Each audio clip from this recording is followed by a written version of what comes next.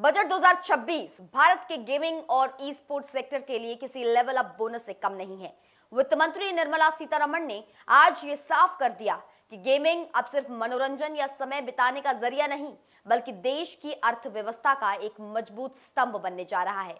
सरकार ने भारत को एक ग्लोबल गेमिंग हब बनाने के लिए जो सबसे बड़ा कदम उठाया है वो है देश भर में एवीजीसी यानी कि animation, visual effects, gaming and comics content creator labs की स्थापना।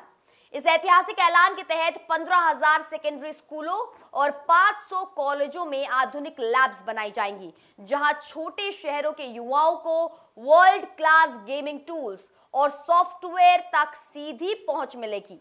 ई स्पोर्ट्स के खिलाड़ियों के लिए भी इस बजट में बड़ी सौगात छिपी है। सरकार ने डिजिटल इंफ्रास्ट्रक्चर के लिए 12.2 लाख करोड़ का भारी भरकम आवंटन किया है, जिसका सीधा फायदा गेमर्स को तेज 5G नेटवर्क और कम लैग यानी कि कम पिंग के रूप में भी मिलेगा। इससे न केवल गेमिंग का अनुभव बेहतर होगा, बल्कि भारतीय खिलाड़ी अंतरराष्ट्रीय टूर्नामेंट्स में ज्यादा मजबूती से मुकाबला कर पाएंगे। इसके अलावा गेमिंग गियर्स और हार्डवेयर पर मिलने वाली संभावित राहत से हाई एंड पीसी और कंसोल सस्ते होने की उम्मीद है, जिससे गेमिंग अब आम युवाओं की पहुंच में होगी।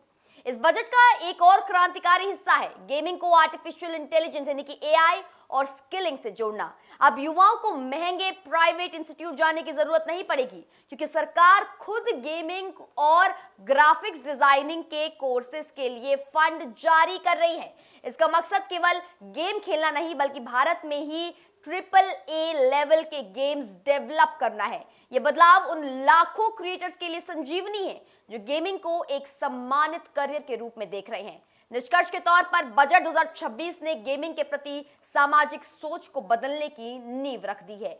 माता पिता जो अब तक गेमिंग को वक्त की बर्बादी समझते थे, वो अब इसे एक भविष्योन्मुखी करियर के रूप में देख पाएंगे। स्कूल और कॉलेज स्तर पर ही ट्रेनिंग और लैब्स मिलने से आने वाले सालों में भारत से न केवल टॉप लेवल के ई स्पोर्ट्स एथलीट्स निकलेंगे, बल्कि बड़ी संख्या में गेम डेवलपर्स और ग्राफिक डिजाइनर्स के लिए नौकरियों के नए दरवाजे भी खुलेंगे। फिलहाल के लिए हमारी इस खास रिपोर्ट में इतना ही। देखते रहिए सिर्फ और सिर्फ इंडिया न्यूज। नमस्कार।